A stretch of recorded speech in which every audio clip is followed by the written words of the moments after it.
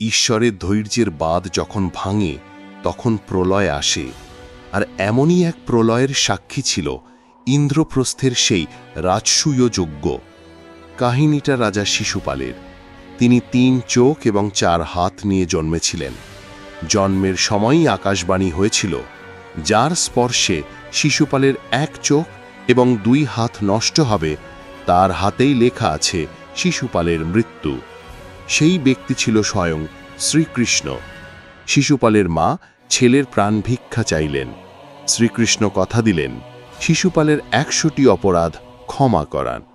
কিন্তু শ্রীকৃষ্ণ বিদ্বেষে অন্ধ হয়ে শিশুপাল সেই প্রতিজ্ঞা ভুলে গেল।